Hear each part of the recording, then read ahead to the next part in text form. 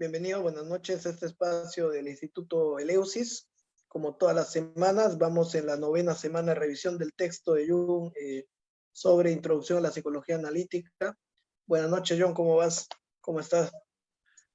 Bien, bien, vos y vos, Roberto, ahí dándole al asunto, ahí saliendo de un poco de esta situación tan maluca que me agarró la semana pasada, pero ya estamos un poco mejor. Aquí otra vez, como decimos, al pie del cañón. Bueno, bueno, en esta vamos a abordar lo que es la sección 9. Roberto la semana pasada abordó la sección 8. En esta sección 9, pues de pronto para los que apenas están empezando a entrar a estos Facebook Live que estamos haciendo de introducción a la psicología, un texto del año 1925 sobre un seminario que dictó Jung, pues como a la gente no lega en relación a la psicología junguiana.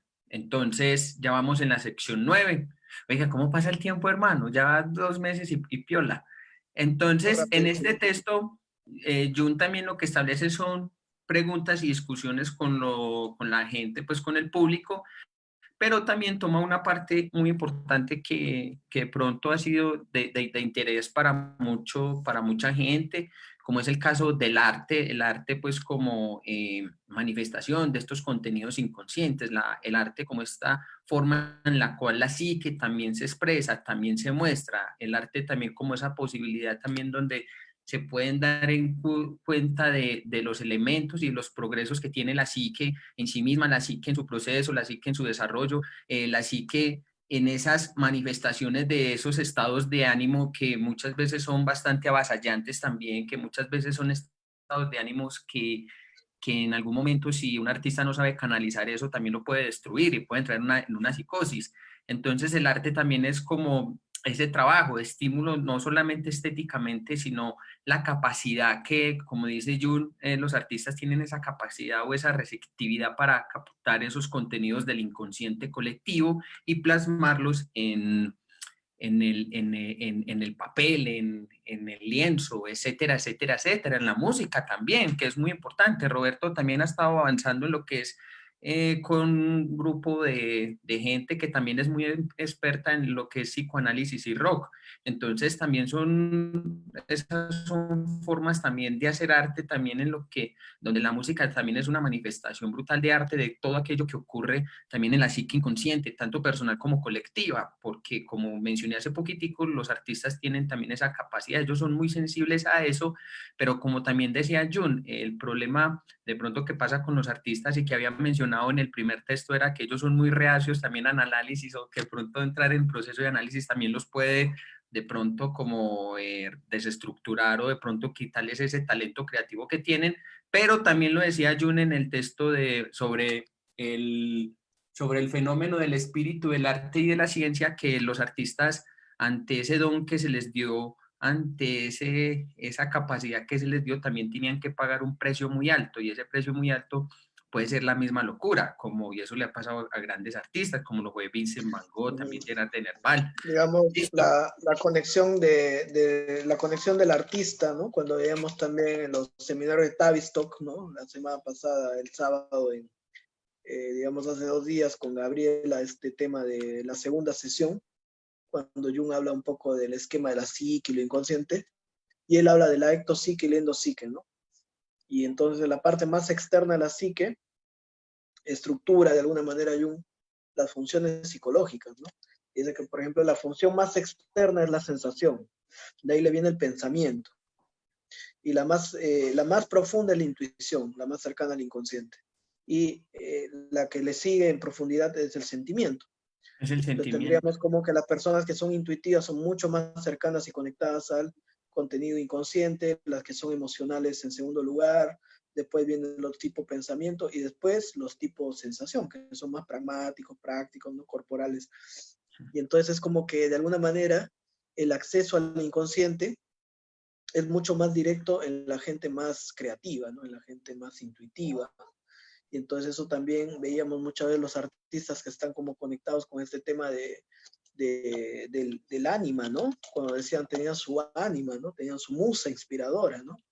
Entonces muchas veces esa conexión directa con lo creativo también hace que haya una conexión más directa con los contenidos inconscientes, ¿no? Y por tanto que muchas veces si eso se suma a un yo que está poco estructurado, como el caso, por ejemplo, de personalidades como las de Van Gogh o las de Novalis, ¿no? O las de Hölderlin, ¿no? O de Jódele, Gerard Nietzsche, de ¿no? Muchas Nerval. veces Gerard de Nerval, ¿no? Mm. Entonces muchas veces esa confrontación, esa posibilidad, como tú dices, de conexión más directa con el inconsciente, con un yo poco estructurado, supone también una gran dificultad para el yo, ¿no? De diferenciarse, de ser tomado, absorbido por los aspectos del inconsciente. Es lo que llamó Stephen Zweig, famoso psicoanalista, en su libro, digamos, La lucha con el demonio, ¿no? Cuando habla de Hölderlin, de Kleist y de Nietzsche, como ellos habían sucumbido a estos demonios del inconsciente, o cuando Jung habla en su libro Símbolo de Transformación, famoso libro cuando habla de Miss Miller, y cómo este artista se va entregando poco a poco a sus fantasías, ¿no? Entonces, cómo el yo puede también terminar, digamos, eh, entregado a estos aspectos del inconsciente, ¿no? No diferenciado, diríamos, ¿no?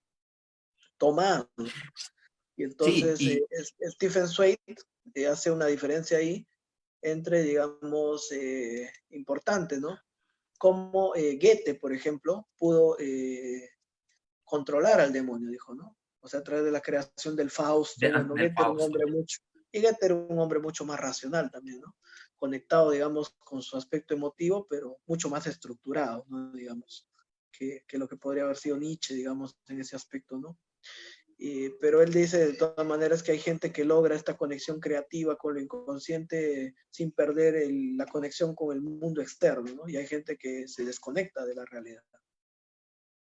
Sí, fíjate, Roberto, que si de hecho vos te has dado cuenta, generalmente los artistas, ojo, no estoy generalizando, no, para aclarar esta partecita, generalmente los artistas les cuesta mucho más como adaptarse como al espíritu de la época, las circunstancias que nos están atravesando, que vamos viviendo, tienen unas posturas que son menos estructuradas, pero mucho más rebeldes, un poco más anarquistas, incluso tienen como esa faceta, es decir, de que yo soy contrasistema, pero que entonces muchas veces hacen lo que va en contra de todo lo que está planteado por estos parámetros que plantean la familia, la cultura, la sociedad, pero que son también necesarios y que son muy importantes porque de hecho estamos dentro de esas estructuras son las que nos posibilitan estar conectados, ir también con un proceso, con un espíritu que también nos llama, que también hay que atender, que también hay que comprender. Pero si nos quedamos solamente en ese espíritu de la profundidad, como está mencionando Roberto, si no hay una diferenciación, entonces hay una demencia precoz, hay una desconexión total que nos puede llevar a episodios psicóticos que ellos experimentaron también en gran medida, o también estos grandes artistas siempre tenían por ahí esa parte autodestructiva en ellos. Entonces, por ahí podemos hablar, por ejemplo, que Gerard en el bar se suicidó, sacó a pasear una langosta con una cosita y cuando menos pensó se colgó de un faro. Entonces, No, Rimbaud, ¿no? Rimbaud, Baudelaire, el Marqués de Sade, o sea, sí, toda esta entonces, gente, ¿no?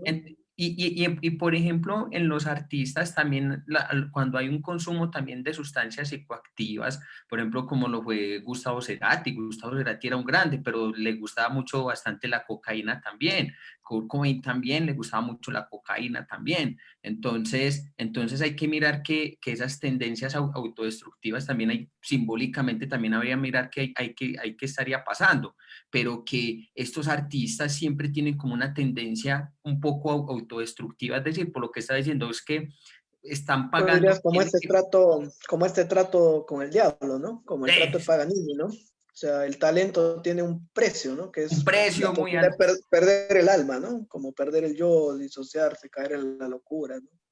Como Sí, el trato de Paganini, ¿no? Con el sí, demonio. eso, y entonces es ahí donde muchas veces entonces estos artistas pagan un precio muy alto por ese don que tienen, por esa gran capacidad que Por esa tienen, sensibilidad, digamos, ¿no? Por esa sensibilidad. por O esa sea, esa sensibilidad y por sensibilidad esa capacidad predispone intuitiva. a un mayor tormento, una mayor angustia existencial, una mayor dificultad Claro, de de lidiar con la adaptar. propia emoción, ¿no? Sí, es total. Por eso hay, por ejemplo, Roberto estaba mencionando que, por ejemplo, Goethe, que era una persona muy estructurada, entonces, por eso Jung decía, cuando tú vas a ir a funciones inferiores no desarrolladas, hay que ir con una función auxiliar, porque si no vamos con ella, pues sería un caos pues total a nivel psicológico. Entonces, en este caso, si es una persona que es muy intuitiva, entonces va a necesitar un poco de lo que es tanto de la sensación como el pensamiento para poder abarcar y poder comprender y asimilar esos contenidos que también vienen de lo inconsciente, esa parte de la intuición, porque si va solamente con intuición pura y dura o con sentimiento combinado con intuición, ahí va a haber pues una disociación total y se va a dejar ver avasallado por esos contenidos de lo inconsciente y que por ende que va a producir crisis existenciales, angustias, la necesidad, una necesidad espiritual exageradamente grande. Entonces en eso también es muy, en eso también es como muy delicado, es decir, por los procesos que pasan pues como estos grandes artistas a la hora de hacer su proceso. Y Jun en esta sección 9 habla también de un consultante, Roberto. Entonces, ¿qué tal si ya empezamos a darle un poco lo que son estos No, leemos un despliegues? poco el texto para terminar en horas, ¿no? A ver Eso. qué es breve. Dice, si existe en el individuo alguna capacidad creativa, cobrará la forma de una figura definida, en lugar de que el material se manifieste de forma fragmentaria. Esto tiene que ver con que la expresión del inconsciente para Jung siempre toma figuras arquetípicas, ¿no? Como incluso dentro del mismo psicótico, ¿no? Cuando veía que las personas hacían signos o símbolos que eran como círculos, que eran como intentos de totalidad, de integración, ¿no? O los obsesivos que muchas veces hacen ciertas figuras, ¿no? Entonces, digamos, la expresión de lo inconsciente siempre se da a través de ciertos patrones o figuras, ciertas formas. Decía Jung que no viene, digamos, la expresión del material inconsciente siempre está asociado a patrones y a imágenes. Entonces, si la facultad creativa está presente, dice, uno tiende a moldear el material de manera que se puede decir que la forma normal de entrar en contacto con el inconsciente colectivo es mediante su aparición bajo la forma individual diferenciada y que cuando uno se ve invadido de una ráfaga de imágenes fragmentarias, como en el caso de la demencia precoz, hablamos de enfermedad. Cuando un artista se hace con una figura procedente del inconsciente colectivo, de inmediato comienza a jugar con ella estéticamente y habitualmente realiza alguna concretización de dicha figura bajo la forma de un monumento, ¿no? Entonces es habitual esta idea de, digamos, de cómo los dioses se expresaban a través del arte, ¿no? Entonces uno era tomado por el espíritu de Apolo, de Afrodita, ¿no? Por ejemplo, el mito este famoso de Pigmalión, ¿no? Pigmalión y Galatea, ¿no? Cuando Pigmalión es tomado por esta imagen de Galatea, el artista primero puede percibir la imagen antes de crear la obra, ¿no? Dentro del mármol, digamos, puede ver Miguel Ángel, por ejemplo, la escultura, ¿no? Que va a plasmar. Entonces, existe como una conexión intuitiva con la imagen, ¿no? Que es previa a la creación, que viene del inconsciente. Y entonces en esa plasmación de la imagen que va haciendo el artista, digamos, muchas veces se le atribuía a esto una inspiración divina, ¿no? Inspiración de los dioses. Y entonces cuando Pigmalión logra esculpir a esta mujer hermosa, bueno, una representación del ánima, ¿no? Lo hace con tanta devoción, ¿no? Tanto amor, que Afrodita, ¿no? Que había inspirado este aspecto creativo, le da vida a su creación, ¿no? Convierte a Galatea en una mujer real. Entonces, esto habla un poco de este proceso entre la conexión con la imagen, el símbolo y la representación de eso en la vida, ¿no? Esta relación entre el mundo de lo simbólico y el mundo de lo que llamaríamos nosotros el mundo exterior, que no están separados, ¿cierto? No, Es no, siempre un flujo. sí, o sea, es que es un flujo, es un flujo energético psíquico, es decir, donde lo uno y lo otro están en constante movimiento Claro, y en constante pero acompañamiento, pero normalmente, claro, normalmente se cree que, digamos, el mundo imaginal no es tan importante y no influye tanto en el mundo externo, ¿no? Es lo que habitualmente la ciencia, el racionalismo plantea, ¿no? Pero muchas veces vemos cómo primero el artista, antes de crear la obra, tuvo esa imagen, ¿no? De la obra. pero lo Igual mismo un el proyecto para científico, hacer una empresa, o es lo muchas mismo el veces también, científico, el claro, el científico científico lo antes de mismo, concebir claro, una ecuación o algo, le vino la imagen, así es. le vino la Por construcción de una ejemplo, imagen, o sea, muchas veces ahí el arte se anticipa a los hechos, ¿no? Como Julio Verne, ¿no? Julio Verne que creó todo el viaje a la luna, la vuelta al mundo en 80 días. Entonces, todo esto el, aparece primero en el mundo imaginal, ¿cierto? Simbólico. Y después el artista lo plasma.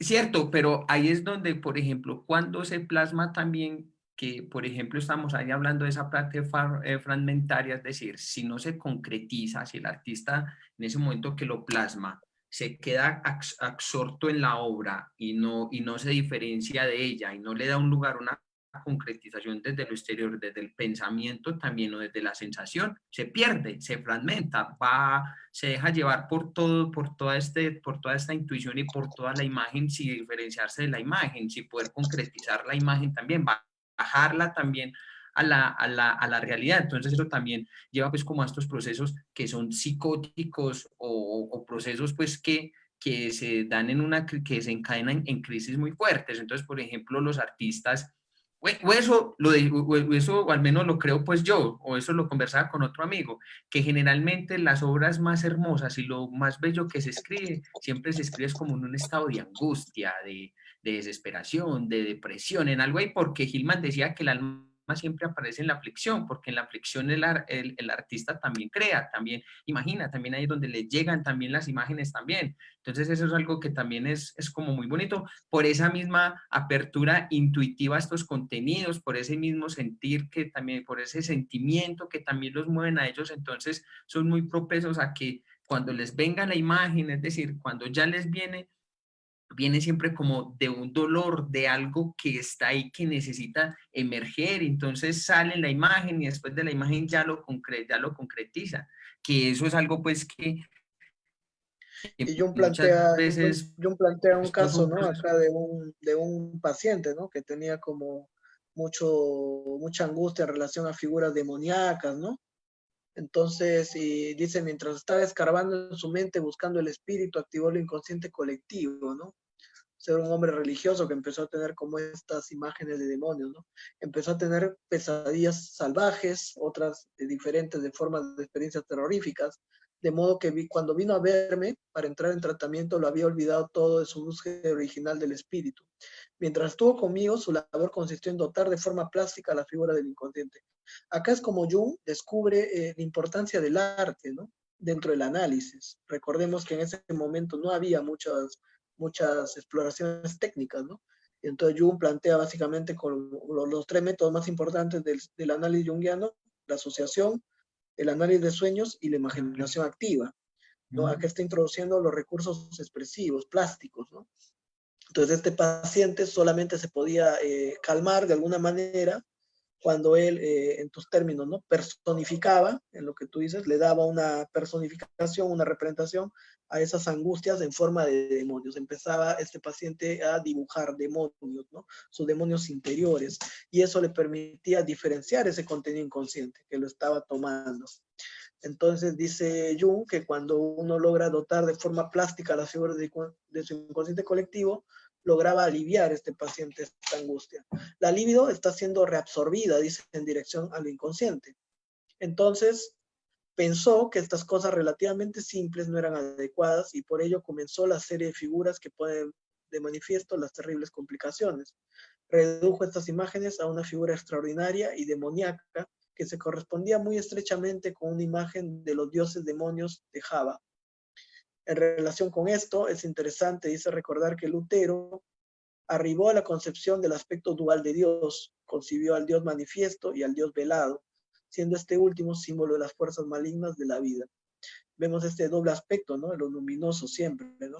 La figura de Kali, que es destructora, madre devoradora, pero también Destructora. madre protectora, o del antiguo, ¿no? El Antiguo Testamento, ¿no? Donde Yahvé era un ser terrible que arrasaba Horrible, pueblos, ¿no? sí, cruel, celoso.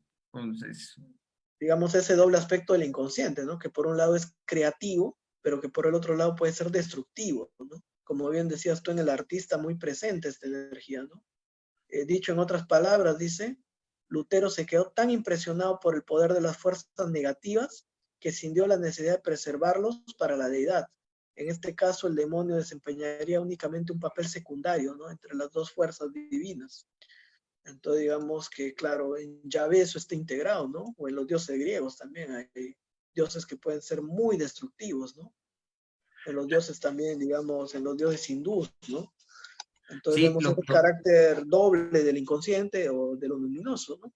sí, y lo que pasa es es que esa característica de lo dual, ¿cuál fue el problema? Que, por ejemplo, el monoteísmo cristiano relegó toda esa parte de la maldad o esa parte de lo negativo a un segundo lado. Entonces, Dios esto, Dios lo uno, Dios lo otro, Dios lo otro, Dios lo otro. Y eso Hillman entonces le entra a criticar mucho porque esa conciencia monocéntrica frente a un solo Dios y cómo se manifiesta que solamente es bueno, que solamente es bondadoso, que hace por nosotros lo que quiera, pero él dice, oiga, venga, que es que este man también tiene su parte bastante mala y los dioses, es decir, bastante negativa, bastante destructora también, bastante celosa también, bastante posiblemente también, que eso se ve mucho en el ego, porque el ego no quiere ser derrocado, el ego solamente quiere ser él, es el que manda, él siempre que está, entonces siempre está Y pasa contemplando. eso con la Mientras gente que que...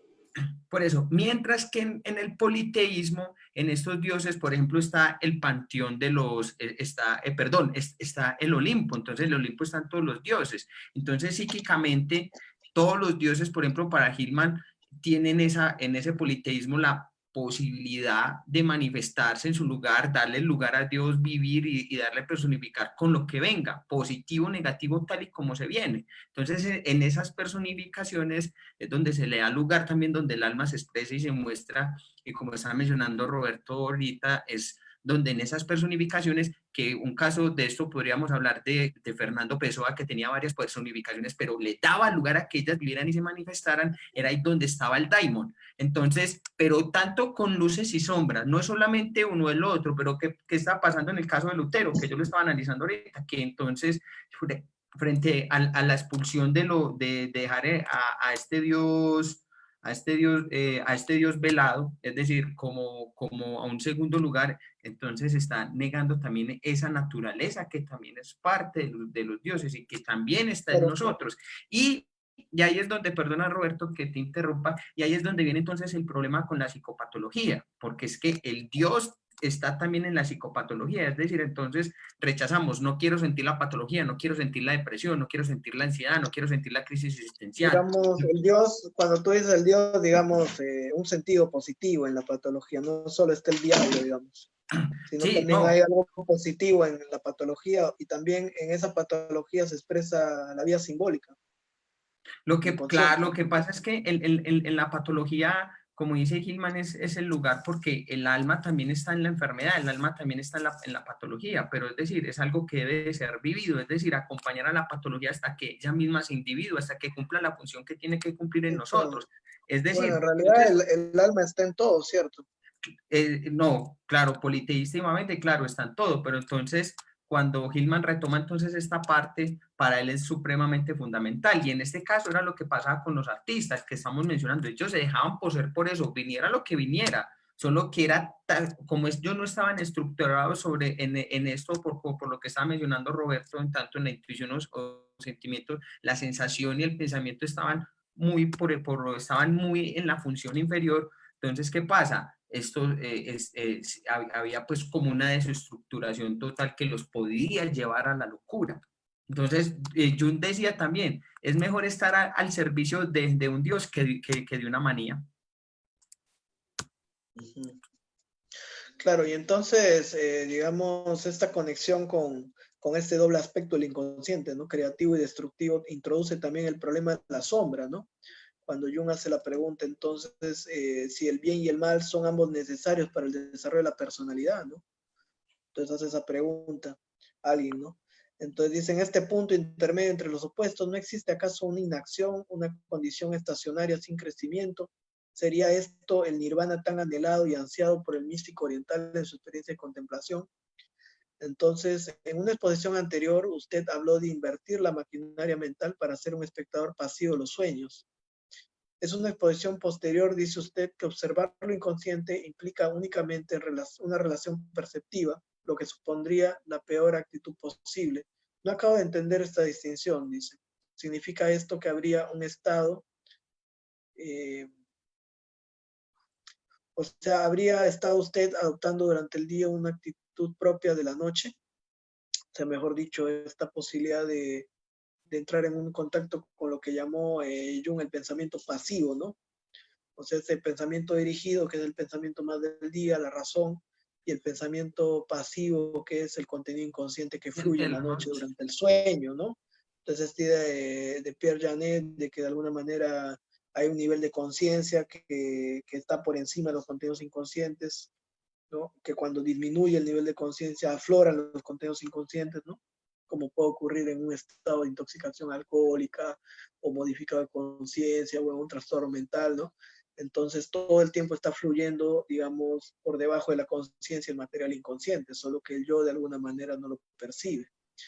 Entonces es posible, digamos, acá plantea dos preguntas, ¿no? La primera pregunta es si el mal es parte del proceso de individuación, es necesario el lado negativo, sombrío, eso definitivamente sí.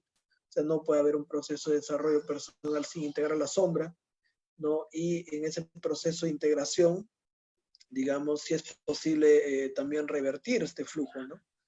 O sea, que lo inconsciente tome el lugar que ocupa la conciencia en la vida cotidiana. Y a esto responde Jung, ¿no? Cuando No, dije que invertí la maquinaria con objeto de observar, no pretendía decir que lo hacía meramente con objeto de mirar o contemplar. El propósito era asimilar mi material inconsciente y la única forma de lograr esto es dándole al material la oportunidad de manifestarse y hacerse patente. Cuando se adopta una actitud perceptiva hacia el propio material inconsciente, esta actitud que se observa con frecuencia en ciertas personas intuitivas, uno no hace ningún esfuerzo por asimilar el material dentro del seno de la propia personalidad. En ese caso, no existe ninguna relación moral entre el material observado y la personalidad, pero si observamos con el fin de asimilar, ello supone una actitud que requiere la participación de todas nuestras funciones. Nietzsche hizo la actitud estética, la actitud principal del hombre, y otro tanto se puede decir de la actitud intelectual, es decir, que se puede pensar simplemente acerca de la vida sin llegar jamás a vivir verdaderamente. Uno no está dentro del proceso, ni tan siquiera de su propio proceso. En aras de la conciencia hemos tenido que salirnos del camino de la vida y observar. Dicho en otras palabras, hemos tenido que disociarnos, pero por necesario que pueda ser este proceso dentro de la evolución de la conciencia, no se debe utilizar como se hace hoy en día. Nuestro esfuerzo actualmente debería ser un esfuerzo doble, a saber, el de ganar conciencia, además de una plena participación en la vida. El ideal común de hoy es trabajar a toda costa, pero muchas personas se limitan simplemente a trabajar y no viven. No podemos infravalorar el ideal del trabajo, pero podemos comprender que ello no tiene ningún valor cuando nos separa la vida.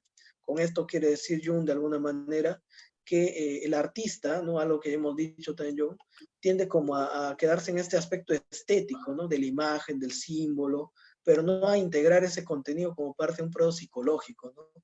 De por qué aparece el símbolo y qué tiene que ver eso con la personalidad. Y es un poco lo que hizo Nietzsche, ¿no? Cuando uno claro, produce el material inconsciente, pero eso no se asimila yo, no se integra, ¿no? En la comprensión, no se entonces queda reflexiona. asociado.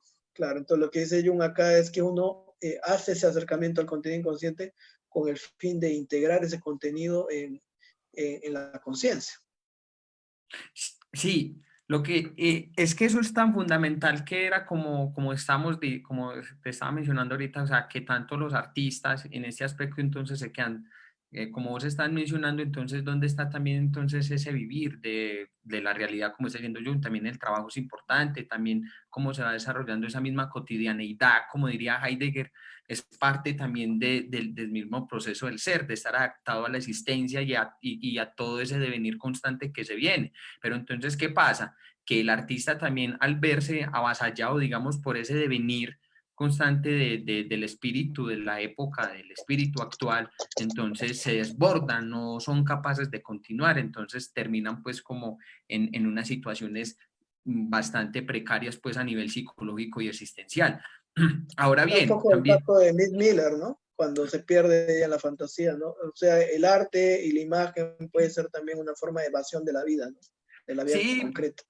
por ejemplo, hay muchos artistas o gente que yo conozco muy talentosa, y ellos viven de eso, o sea, ellos sí, no, son como nómadas, son errantes, andan solamente con su mochilita, tres o cuatro cositas, y viven de su arte también.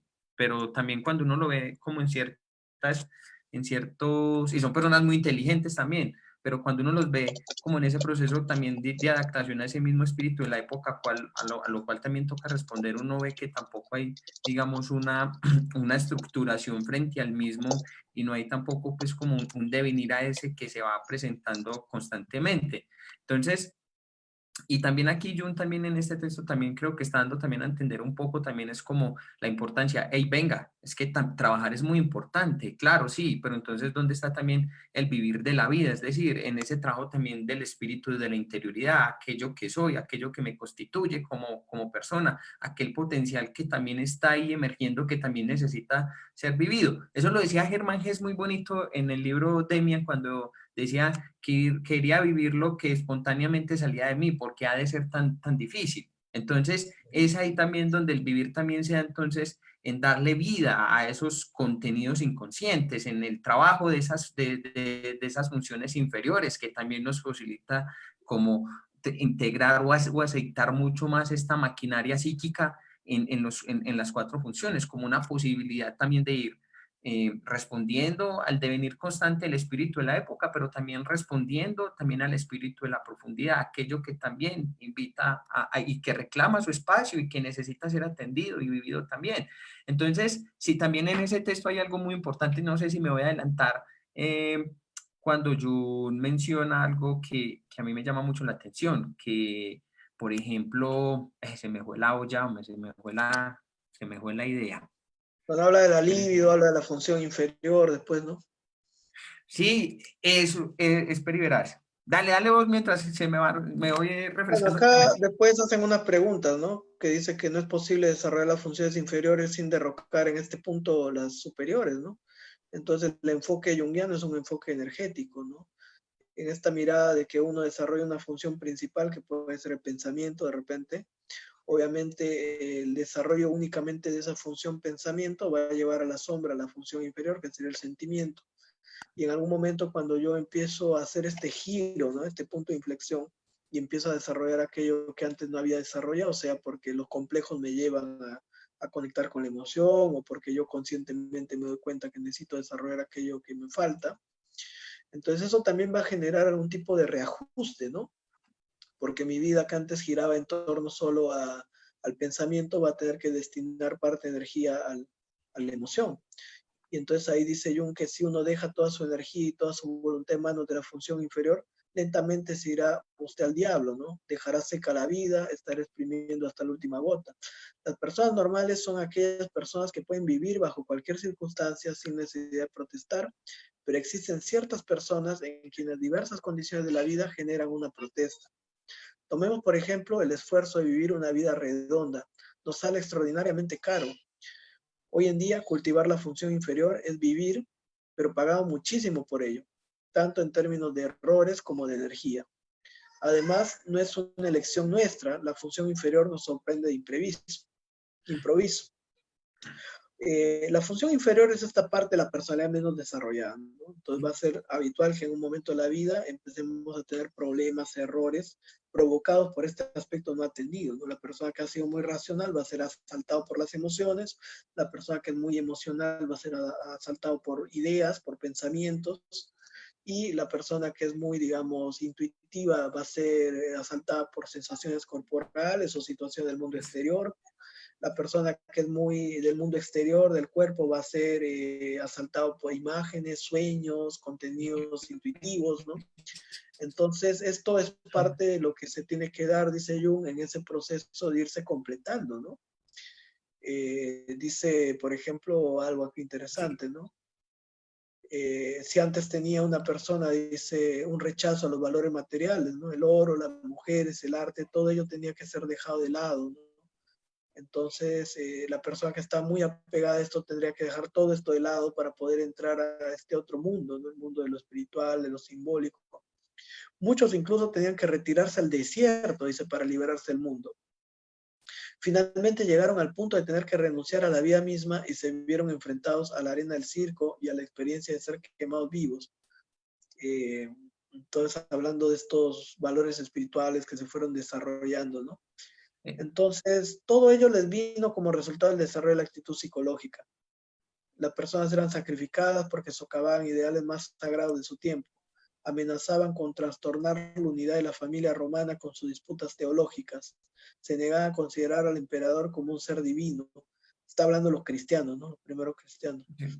El efecto que tuvieron sobre el punto de vista colectivo fue similar al que se produce hoy cuando se dice algo contra Dios de la Europa occidental. Entonces, digamos, el cristianismo surge como una oposición a los antiguos dioses, ¿no? A los valores de esa época. Y muchos eran quemados, atacados, ¿no? Entonces, digamos, la forma como se implementan otros valores en la vida, ya sea colectiva o personal, es violenta, ¿no? O sea, muchas veces ese cambio del foco de la vida, cuando una persona ha funcionado mucho desde una función como el pensamiento, ese giro hacia la completud, que implicaría el desarrollo del mundo emocional, se va a hacer, ¿no? De forma amigable, ¿no? Muchas veces va a ser un trabajo alquímico doloroso, ¿no? De integrar Y emoción eso con era lo que, pensamiento. Uh-huh. es que era lo que yo te iba a mencionar, era ahí que cuando se abusa mucho de la función inferior, por eso ahora en día vemos tanto De la como superior. eso, la superior, es que se llega siempre como a ese trastorno límite de personalidad o a esa borderline, porque ya sea un límite donde se ha abusado y se ha explotado tanto esa función que la psique dice, oiga, venga, pues pare ya, listo, ya, venga que usted también tiene otras cosas que desarrollar, otras cosas que complementar, otras cosas que necesitan, no es solamente irse a a esa unilateralidad de lo superior. Entonces, es decir, si es una persona que es tipo pensamiento, dele, muy intelectual, desarrolla siempre lo intelectual. Entonces, en un momento llega y se pega una borrachera o le pasa algo, uy, pues pucha, ¿qué me pasó? ¿Por qué me desbordé de esa manera tan fea? Es como decir, hey, ya, listo, para, ya no puedo más, ya no puedo más.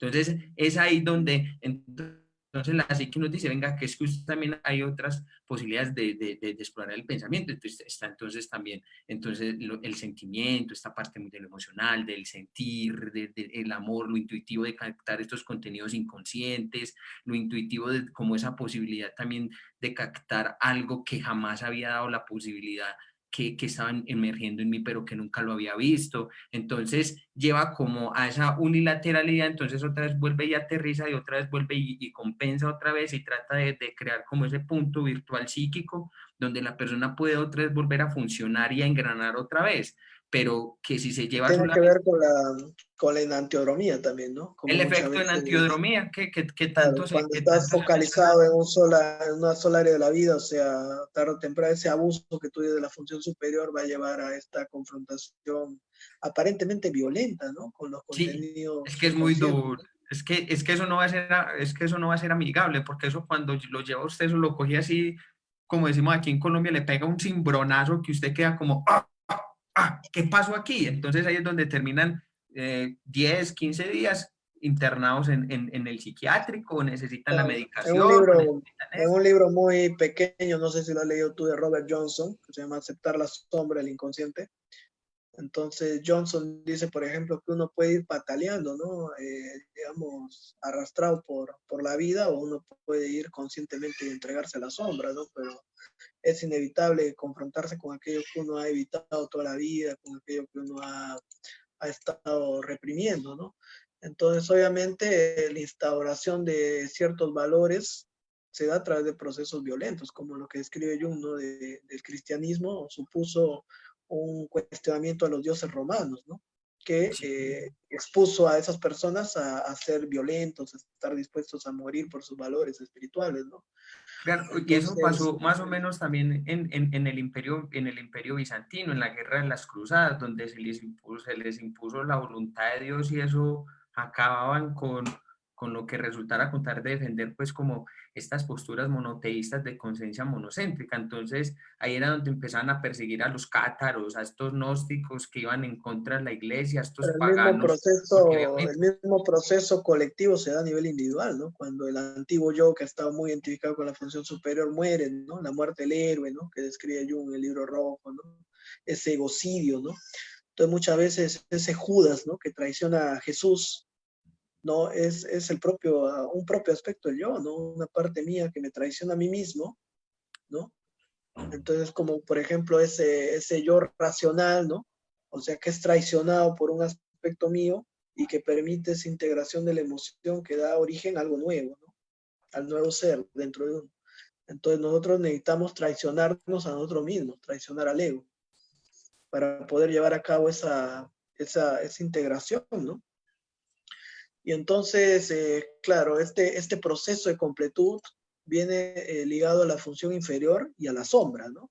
Como decían arriba, como le preguntaban, ¿es posible uno llegar a una personalidad completa sin integrar la sombra? Pues no es posible. Es imposible. ¿Cuál es el rol que ¿Sabe qué tiene la pasaría en función ese inferior caso? ahí? Es importantísimo. Sí, o ¿sabe quién se cree como esa idea de que no hay que entregar la sombra cuando en este caso te vas muy como a ese trabajo de los gurús, de lo espiritual y por allá todo bonito y especial y por allá todo solemne, todo sublime, pero en realidad es que está dejando atrás un montón de cosas que cuando uno Ahora escucha es cierto, una espiritualidad muy light, ¿no? Muy de sí, bastante pop y algunas posturas de la nueva era, muy ¿no? Proponen vacua. esto. Sí, Sí, sí, que uno puede entonces esta iluminarse solo con figuras de luz, luz, con sino haciendo incienso, consciente la ¿no? oscuridad, como decía yo en esa Pero, frase tan famosa. entonces, esto es importante, ¿no? La confrontación con la sombra y la función inferior van a ser fundamentales para alcanzar esa integración. Dice también Jung que este proceso va a requerir energía psíquica, ¿no? Dice, buscamos la vida, no la eficiencia y el rendimiento, y esta búsqueda de nosotros mismos va directamente contra ideales colectivos de nuestro tiempo. O sea, lo que decía, oponerse al espíritu de la época, ¿no? Para entrar en este espíritu lo profundo, lo que Nietzsche también denominó esta lucha entre el león y el dragón, ¿no? Yo quiero y tú debes, ¿no? Salir del rebaño, dejar de ser el camello y activar esta capacidad del yo de enfrentarse, de oponerse. Entonces, Ve, únicamente aquellos que tienen la suficiente energía, dice, o que se han visto cautivados y fascinados a pasar de ellos mismos, pueden atravesar este proceso, pero una vez en el que tenemos que derramar nuestra sangre por ello. Es un proceso que está teniendo lugar en todas partes del mundo en nuestros días. ve, Entonces, esto habla, ¿no? De la muerte del propio ego, de ir en contra de aquello que se nos ha enseñado muchas veces, ¿no? sí, eso te iba a mencionar, que ya me acordé, esa era la idea que iba a mencionar, sino que sí me iba a adelantar. Por ejemplo, aquí tenemos un dicho, ¿para dónde va Vicente? Va la gente. Eso, perdón, es al contrario. ¿Para dónde va Vicente? ¿Para dónde va la gente? Entonces, Jun menciona precisamente que ese seguimiento tan abrumador, tan exageradamente pusilánime, sumiso, hacia por donde van las comunidades y los colectivos, es lo que precisamente genera también esa neurosis o este conflictos tanto a nivel individual como colectivo. ¿Por qué? Porque no se está estableciendo esa diferencia, diferenciarse de lo establecido, de lo pensado, de lo ya dado por la familia, por la cultura, por la sociedad. Entonces, es en ese preciso momento ir en contra de eso, es decir, oiga, venga, un momentico, yo cómo voy a reflexionar, pero por qué tengo que ser así, por qué tengo que seguir estos mandatos, por qué tengo que seguir estos patrones culturales, estas estructuras. Entonces, en ese momento, cuando yo logro romper eso y empiezo a ir al espíritu de la profundidad, es decir, a conectar con aquello que debe ser vivido, que no ha aceptado, con esa demanda que tiene la psique también de ser vivida, es que yo puedo otra vez al espíritu de la época, porque es fundamental tanto lo uno como lo Jung otro. hace Pero una importante acotación también en este texto sobre el tema de la relación entre el espíritu colectivo y el espíritu individual, ¿no? Va a decir que, por ejemplo, los movimientos colectivos son siempre difíciles de lidiar para el individuo, ¿no? También en la conferencia de Tavistock va a decir esto, ¿no? O sea, que un individuo que está en medio de algo colectivo va tarde o temprano lo colectivo invadir su psique individual, ¿no? Entonces uno no puede estar mucho tiempo en un entorno colectivo sin ser influido, ¿no? Como en este entorno que tenemos del coronavirus, por ejemplo. Eso está influyendo y constelando la psique individual también. Entonces, y muchas veces, dice Jung, cuando vemos los aspectos colectivos, que en un aparente espíritu colectivo, ¿no? Yace en lo profundo el opuesto, ¿no? Por compensación.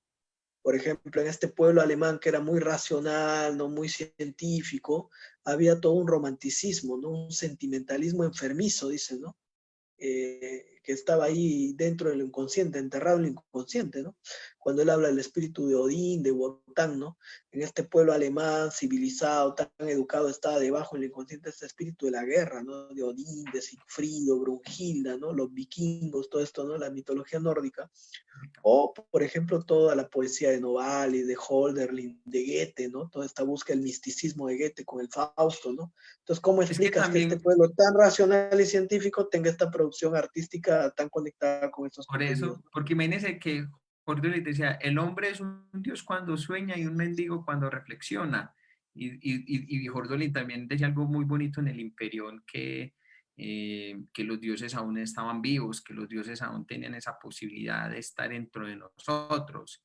Y fue pues como que él pudo captar un montón de momentos de aquel espíritu de la profundidad de estas circunstancias en medio de este pueblo racional, que los alemanes son generalmente muy racionales y muy intelectuales. Por ejemplo, si tú lees la obra de Gigeris, Gigeris es una cosa supremamente intelectual también, pero que, pero que generalmente hay un trabajo también que hacen otras personas muy desde que captan todo eso no vivido y que también lo expresan y que también dan ese lugar también de manifestarse. Entonces es también donde la psique, si tú te vas mucho por un lado, ella también busca el otro lado por el cual vivir eso que no se ha vivido, que es lo que posibilita ese despliegue de la conciencia, el despliegue de los contenidos inconscientes, el despliegue de otras formas de vida, de otras formas de entendimiento, de comprensión, de integración, de esos efectos de enantiodromía que son tan necesarios también. Pero ¿qué pasa? O sea, ¿por qué esto cuesta tanto? Porque 2000 años de cristianismo que hemos tenido no ha sido de gratis, no ha sido de gratis y nos han tenido en una conciencia muy monocéntrica. Entonces, en esa posibilidad de amplitud en la que hay muchas formas como tal de ser y de poder comprender nuestra vida, es lo que le da lugar a ese enriquecimiento psicológico, a ese enriquecimiento existencial también, que es tan importante también y que también nos ayuda a comprender las mismas dinámicas colectivas, esa cosmovisión de cómo yo afecto el mundo y cómo el mundo me afecta a mí y mantiene la conciencia como en un estado de alerta también. Claro. Y va a decir, Jung va a hablar mucho acá de este aspecto colectivo, ¿no? Como uno, por ejemplo, se pierde en la colectividad también, ¿no? Entonces, por ejemplo, la mayoría de los problemas de nuestro tiempo, dice, proceden de esta falta de reconocer que formamos parte de una manada que se ha desviado de las corrientes principales, ¿no? Cuando estamos dentro de una manada perdemos el sentido de peligro y esto es lo que nos hace incapaces justamente de ver el punto donde nos desviamos de las corrientes profundas de la colectividad. Entonces esto lo habla en 1925, o sea, estamos acá en este surgimiento, ¿no? 2020. Del fascismo, ¿no? De estos grandes movimientos políticos, ¿no? El anarquismo, el fascismo, el capitalismo y el comunismo, que eran como fuerzas colectivas que estaban atrapando al hombre, ¿no? Entonces amenazaban la individualidad, por eso la idea de individuación tan importante, ¿no? Foucault llegó a decir, por ejemplo, después de Nietzsche, cuando dijo el hombre ha muerto, el Dios ha muerto, el hombre ha muerto, ¿no? El sujeto, la subjetividad está en peligro, o sea, la individualidad.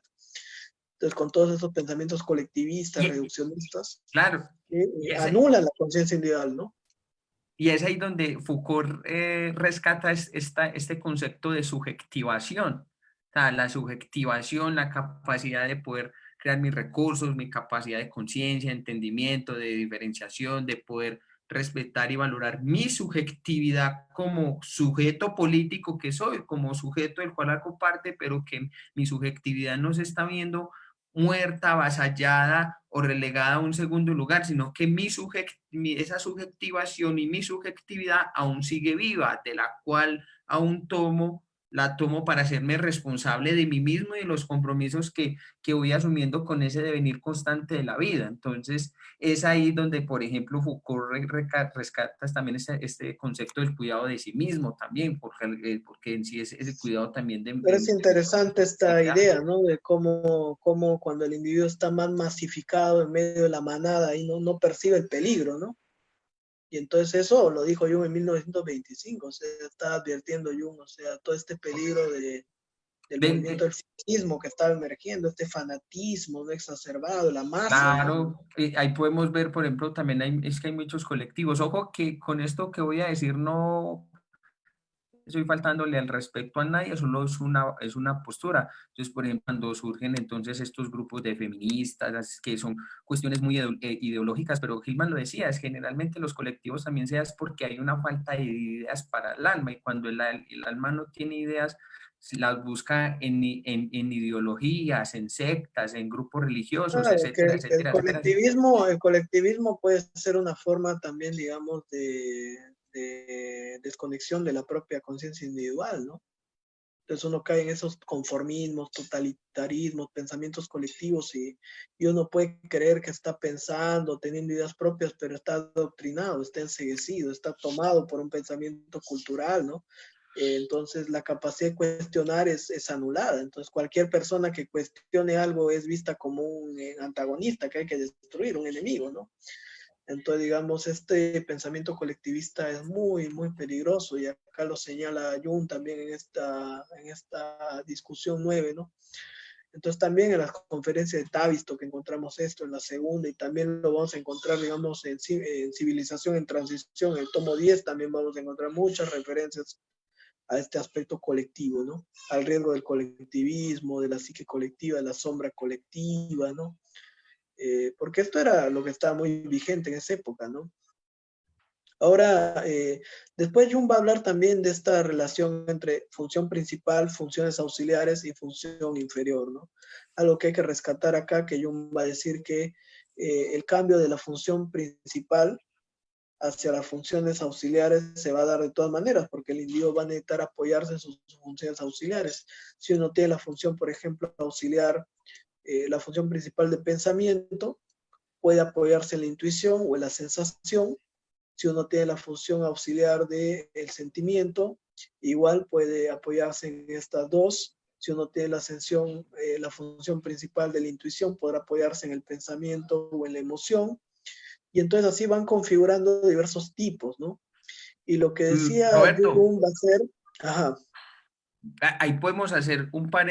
Yo no sé si de pronto a usted ha pasado como psicoterapeuta, donde, por ejemplo, muchos psicoterapeutas cometen el error que si el consultante tiene una función de intuición muy acentuada, que es como la superior, se la siguen desarrollando mucho más y lo que hacen es que generan una desestructura mucho más en el proceso terapéutico. Entonces, si en el proceso terapéutico, aquí amplificando un poquito más, no tenemos en cuenta las funciones auxiliares para empezar a procesar aquellos contenidos inconscientes, aquellos conflictos psíquicos que van surgiendo, de cómo se va entendiendo también esta misma realidad simbólica, vamos a generar una desestructura, vamos a generar más conflictos de los que el consultante trae, porque estamos solamente en en una unilateralización de un solo proceso psíquico, de una sola función. Entonces, el proceso terapéutico acompañado por funciones auxiliares es lo que posibilita también el mismo enriquecimiento y el mismo dinamismo psíquico del consultante y de esas imágenes que van surgiendo también dentro del proceso también y de esa misma realidad simbólica y de esa realidad que él está teniendo en ese momento. ¿Por qué? Porque si solamente la entendemos solamente desde esa función, estaríamos negando lo otro, hay un nihilismo, hay un desentendimiento de las otras funciones también. sí. Entonces, claro, tiene que ver un aspecto muy importante y fundamental, el de la función inferior, ¿no? Tú muestras a tu perrito, yo muestro, mira, a Sofía que viene por acá.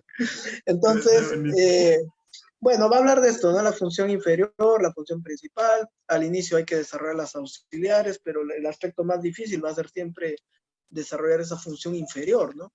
De la psique, es el aspecto que menos hemos desarrollado nosotros mismos, ¿no? Por ejemplo, al intuitivo le va a ser muy difícil desarrollar la sensación, dice, muchas veces las sensaciones van a ser como monstruos, las situaciones, si es un introvertido, por ejemplo, intuitivo, hacer cosas concretas en el mundo externo va a ser muy difícil, ¿no? Sí, Entonces, la le batalla va. definitiva es contra la función inferior, dice Jung, ¿no? O sea, la prueba máxima, ¿no? La persona que es, por ejemplo, sentimiento extrovertido, ¿no? El pensamiento introvertido propio, expresarlo, va a ser lo más difícil. Pues muchas veces ese contacto con la función inferior va a ser la más difícil, ¿no? Para una persona. Entonces eso nos lleva al tema de los opuestos, ¿no? la importancia del desarrollo de los opuestos. Entonces, básicamente con esto tiene que ver esta discusión, ¿no? Dice la disociación, ¿no? Los pares de opuestos están mucho más separados muchas veces y eso nos lleva a una unilateralidad, ¿no? Sabemos que Jung explicó la neurosis como una unilateralidad, ¿no? Esta identificación con un lado nomás de la psique y también, digamos, la dificultad del yo de integrar los opuestos, ¿no? Y ahí el trabajo analítico, hacer surgir esa función trascendente que integra, va a ser principal, ¿no? Fundamental, importante. Cuando los pares de opuestos, dice, están próximos, el individuo va a cambiar con facilidad. Pasa con rapidez de un estado anímico de expansión a un estado de acabamiento.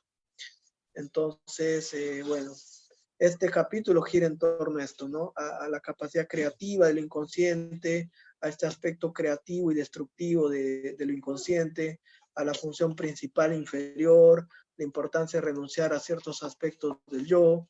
Había unos comentarios importantes acá de Diana, quería leerlo, a ver qué piensas, estamos de acuerdo en esto, ¿no? Pero bueno, es tan complicado el tema de los jungianos. Jung a veces, una persona me decía, Jung se contradice, ¿no?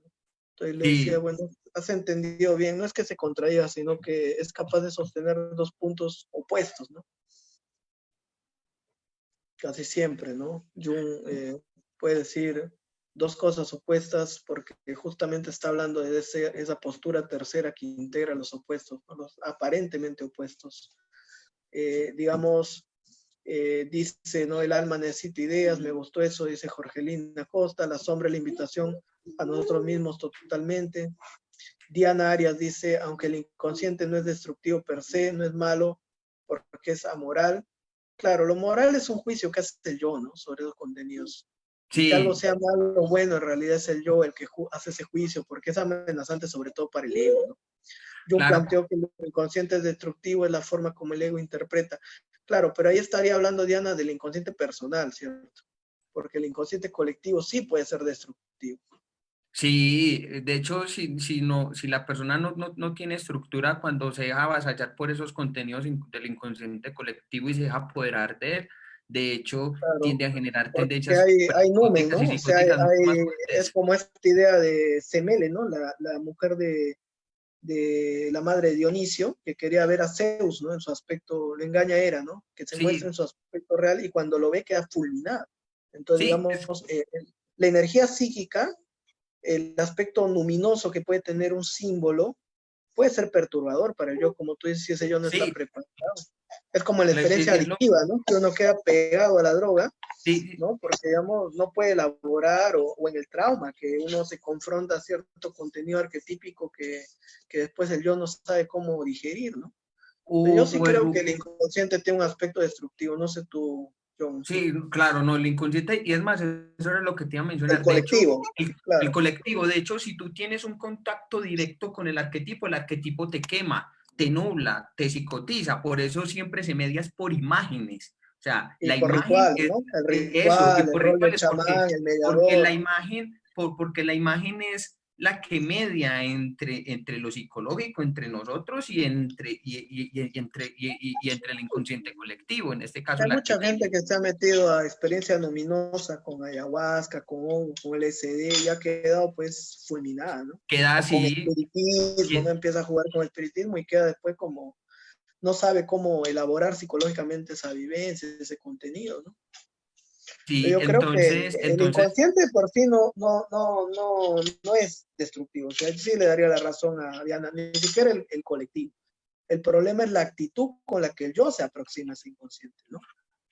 Se infla lo, o se despersonaliza, ¿no? l-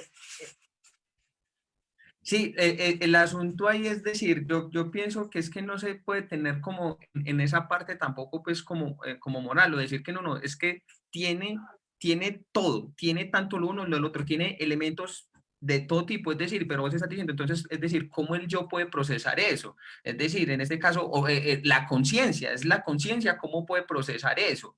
¿Por qué? Porque si no hay un Sí, procesamiento adecuado de eso, es la locura, pero por eso ahí es donde muchas veces también es que hay este tipo de elementos en lo inconsciente colectivo, que es de tanto lo uno y lo otro. ¿Por qué? Porque yo sí digo que destructivo en un aspecto, porque es que es una herencia total de toda esta rancia que tenemos desde aquí, pues es decir, la especie humana y que relaciona tanto lo uno como lo otro. Entonces, no se puede decir porque si los contenidos del inconsciente colectivo no son asimilados, no son atendidos de forma adecuada, pueden ser Sí, claro. destructivos.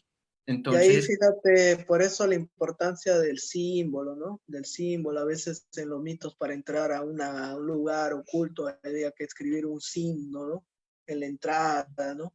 Los rituales, los amuletos de protección, todos esos son símbolos que hablan de que para entrar al mundo de la relación del inconsciente, muchas veces es necesario, digamos, poder nosotros mismos estar preparados, ¿no? Tener un yo diferenciado, un guía, la figura del, por ejemplo, Virgilio, ¿no? Cuando baja al infierno, que va, ¿no? Dante va con Virgilio, ¿no? por eso, no, y fíjate Hermes, ese es el mediador, ¿no? Con el inframundo, Hermes, Pertéfone, o sea, uno pero requiere fíjate, de ese elemento conector, ¿no? El hilo de Ariana, o sea, todo este acceso al inconsciente requiere de ciertas condiciones, guías, ¿no? claro, por eso Gilman, por ejemplo, en el texto que yo hice de Picos y Valles, él también resalta la importancia de lo espiritual como estructura de conciencia que nos posibilita más de todo poder ahondar en los contenidos del alma, porque como decía Joan Manuel Serra, una canción tan hermosa, el alma es profunda y oscura y es densa.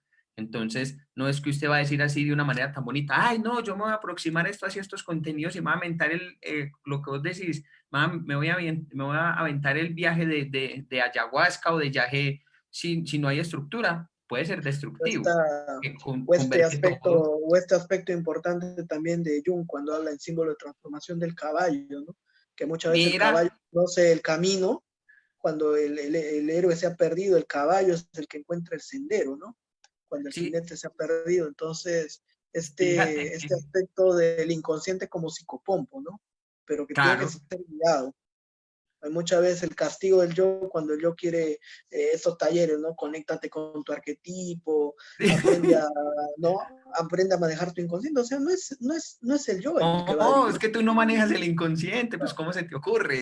Es el yo el que tiene Eso que es ponerse totalmente al servicio del alma, el yo al servicio al servicio del inconsciente, alma. es el que se Así tiene que es. poner servicio de lo inconsciente, Entonces, de muchas las veces esta gente que imágenes, le va mal con las pero experiencias psicotrópicas, estas que dices, es porque entró con ego, entró con la actitud de controlar, de apropiarse de eso, ¿no? Entró con ibris, ¿no? Entonces ahí es sí, donde uno recibe el castigo de los dioses, ¿no? Y queda asustado y condicionado y dice, ni más tomo ya hongos, ni más tomo LSD, no, ¿no?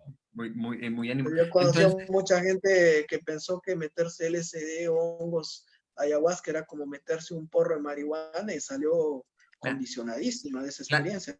Tienes querer saber nunca más de esto, ¿no? claro, y han salido hasta incluso psicotizados, porque yo he conocido experiencias y consultantes, una vez con un profesor que me dijo que si lo acompañaba en un proceso, el muchacho se metió un viaje se metió un porro y no volvió, se quedó psicotizado. Entonces ahí podríamos decir que los contenidos de lo inconsciente sí son avasallantes, sí son desestructurantes Claro, pero también y sí siempre, son... siempre en esa relación yo inconsciente, ¿no? Porque Sí, no sí, podemos sí, es que echarle es la culpa, fundamental. no podemos echarle la culpa al inconsciente. No, es que no, o sea, yo no estoy queriendo decir, o sea, no es echarle la culpa a lo inconsciente, sino porque es que eso es lo que es lo inconsciente, de un montón de amasijos de imágenes, de símbolos, de arquetipos que emergen, pero que si no se hay estructura, puede ser destructivo. Por eso, imagínense que hay un texto en el TOC, que es un texto egipcio, él decía, el conocimiento de los dioses no está hecho para los humanos. Entonces, acercarse al conocimiento de los dioses es acercarse a la locura. Roberto Calazo también decía que la locura venía de las ninfas. Sí, Entonces, claro. Bueno, y es de Dionisio, ¿no? Dionisio. claro, entonces ahí es donde decimos que generalmente estas experiencias de lo inconsciente pueden ser, si no se está en un proceso y la persona no tiene una estructura, pueden ser destructivas. La Claro. experiencia. Bueno, entonces ahí vamos. Entonces tenemos que cerrar este espacio, pero bueno, continúa la otra semana con la sesión número 10 Este libro tiene 16 sesiones, entonces iremos dando estas pinceladas, esperando que sea una aproximación a la psicología analítica. Nos quedamos con Milker, que va a hablar ahora del mito de Demeter y Perséfone y Hades, como una aproximación a lo que está desarrollando él en Perséfone. de la comprensión del complejo de Edipo, de todo esto que trata Jung, ¿no? En el libro Símbolo de Transformación. Vamos a estar el fin de semana con el doctor Enrique Galán, los que quieran sumarse a la revisión del libro 5, Símbolo de Transformación. Ya tenemos un grupo de más de 20 personas inscritas, entonces vamos a hacer ese curso el fin de semana. Estamos también lanzando la formación virtual en psicología analítica, lo que si quieran sumar, vamos a contar con el doctor Enrique Galán como docente, el doctor Carretero y otras grandes analistas, ¿no? Como va a estar Murray Stein, va a estar Andrew Samuels, Michael Conforti, o sea, importantes analistas, ¿no? Reconocidos. Bueno, Alan Guggenbull. Entonces, es una formación muy, muy potente. Entonces, muchas gracias y los invitamos a seguir siguiendo las actividades, a darle like a la página, compartir si les parece algo que puede sumarles, ¿no? A las personas que puedan conocer esta propuesta de la institución, ¿no? Del Instituto Eleusis. Pues muchas gracias, John. Nos vemos entonces mañana contigo y Alejandro Chavarría. Vamos a estar a las 9, ¿no? Abriendo Sí, un espacio muy potente de Hillman. Los invitamos hora de Perú, Colombia a las 9 de la noche, los martes. ¿Va? sí, a todos, a vos también, Roberto, muy buena noche, a toda la gente, muchísimas gracias. Entonces los Luego, nos invitamos, vemos como con dice Milker Roberto, ahora. hágale.